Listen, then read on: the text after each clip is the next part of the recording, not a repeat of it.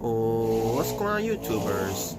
It's the Natural Born Thriller, and welcome everyone to WWE 205 Live Review, the show from October 11th, 2019.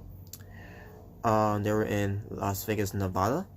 Your commentators are Tom Phillips and Aiden English. So yeah, let's do a 205 Live, folks. I don't know for how long, but they did reference what pertains to the NXT Cruiserweight Championship, which, by the way, they show a video package of the NXT Cruiserweight Championship title match happened what pertains to NXT, where it was the opening match with Drew Gulak defending the NXT Cruiserweight Championship against the #1 contender, Leo Rush. With, again, that was a damn good match where the outcome of it was Leo Rush becoming the new NXT Cruiserweight Champion. So now we get a follow-up here of 205 Live where it pertains to what's going on this show. This was back on after Friday Night SmackDown of the year. And it was live on the WWE Network. So yes, still 205 Live, but once again, I'll think it to myself for how long, because to be honest with you, there's no need for a 205 Live anymore. Because now that the Cruiserweight Championship title is part of NXT, because it's now called the NXT Cruiserweight Championship, there is no point for a 205 Live show anymore. But there still is, and I'm still going to review it because I still enjoy the 205 Live shows for what it is. Despite the fans not being excited when it pertains to 205 Live. But I'll get to that momentarily. Starting off with the first match, Drew Gulak and Tony Nese versus Oney Lorcan and Danny Burch, known as 1-2. This is a rematch that they wanted to have here to get retribution. But it didn't go out that way because at the end of the day, it was still the same results with Danny Burch and Oney Lorcan winning the match. So during this match, folks, the fans were just sitting on their hands, not reacting whatsoever. They can care less about this match. They didn't even act excited. They were jumping up in the seats, but pertains on this good tag team match. This was a good tag team match. Problem is, fans didn't care. Like I said, they were just sitting on their hands, just watching the show. Like they were watching, like they were attending a funeral. That's just what it felt like. It felt like it was a funeral. But pretty soon, I think it will be a funeral once 205 Live is done, canceled, and I could say the blame goes to WWE, which they do deserve the blame.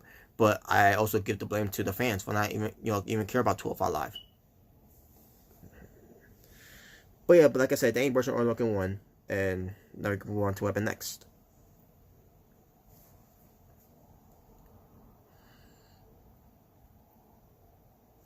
So they again recap the Cruiserweight Championship title match that happened on NXT this past week. From October 9th, 2019. That's the NXT edition, where Drew Gulak was being interviewed after losing the title. He didn't feel that upset. I mean, he was obviously upset of it, but not upset like he's going losing his mind or whatever. He just felt like he was disappointed, but he had a good 100 days of tiring of the Cruiserweight Championship, and he felt like that Leo Rush earned the respect that he deserved after beating him. After Leo Rush beat the Cruiserweight Champion. Next we get to Arya Daivari versus Chris Bay. Chris Bay, who I said that he looks like Kofi Kingston. So yeah, Chris Bay was on the show here. Chris Bay is from I'm assuming he's from Las Vegas, Nevada. But yeah, Chris Bay he's known to wrestle for Impact Wrestling. Since Impact Wrestling went to to Las Vegas, Nevada, or to their TV tapings, for the build-up for Bound for Glory. So we had Chris Bay find himself here on the lead programming on 205 Live against Arya Daivari. So it was nice to see. It was nice to see him there. But the problem is how this match played out. Ari Daivari gets on the microphone, basically saying he um,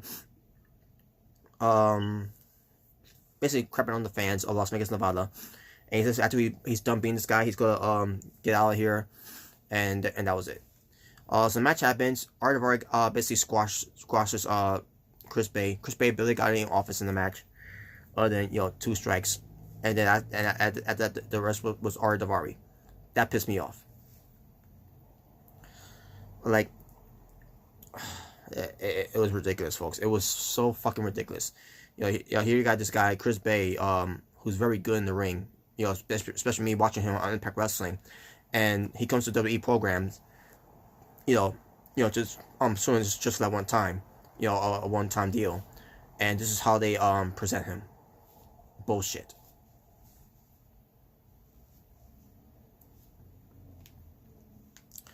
They talk about the Lucha House Party being drafted to SmackDown, but I don't know how long they're gonna stay together because I thought, Kalisto and Grand Metalik is gonna be leaving.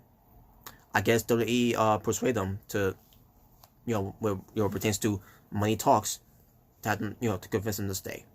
I don't know, but we'll see. But do I care about the Lucha House Party? No, still don't care about the Lucha House Party. They're a joke. That's why I call them the Lucha Trash Party. Or how Nigel McGuinness calls them, the Loser House Party. So. And now we get to the main event, which it was advertised of a match between Akira Tozawa versus Brian Kendrick in a no DQ match. Match had candlesticks, steel chairs, and plenty of steel chairs involved. Duct tape was used by Brian Kendrick to Akira Tozawa, what pertains to whip him with the candlestick and all that to the back. A chair shot to the head, by the way, to Akira Tozawa by Brian Kendrick, which I called this up before, where it pertains to WWE doing headshots now, because they're now head to head with competitions with an AEW. So and here's the thing too. Chair shots to the head has been around, way before after the whole Chris Benoit debacle of what he did in 2007. It's kind of funny how the WWE decided to now to bring back headshots, with potential steel chairs. And Akira Tozawa got 2 chair shots to the head in this match. But also, fans were chanting for "We want tables." They were chanting, they wanted tables, and they didn't get any tables, and instead they got Akira Tozawa and Brian Kendrick getting chairs instead. And then eventually, Akira Tozawa gets a table, and crowds all of a sudden they come unglued, they come alive. So you pop for tables, but you won't pop for matches, like a tag team match that Dane Burch and Orton Lorcan had with Drew Gulak and Tony Nese, which it was a good tag team match. They'll pop for a table, but they won't pop for wrestling matches. That's the condition that WWE has neutered these sheeps in the crowds. Where the wrestling doesn't matter. But anyways, the table was mused with Akira Tozawa going for his senton off the apron onto Brian Kendrick on the outside. But the thing is, you have to pin him in the ring because in all the Q matches you gotta pin your wrestlers in the ring. So he brings back into the ring. He puts play more chairs onto Brian Kendrick. At this point, Brian Kendrick was laid out. He was unconscious. So Akira Tozawa goes to the top again, on the top rope. This time on the top rope, let's say, to go for his avalanche senton. All of a sudden, Mike Kanellis comes out. Throws him, pushes him off the top rope into the ring. Gets into the ring, beats him up.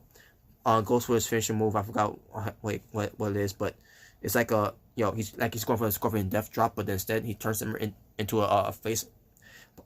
Basically planting his face first instead. And then he drags a dead life body of Brian Kendrick onto Akira Tozawa. And Brian Kendrick gets the win. And after the match, Mike Kanellis helps up Brian Kendrick.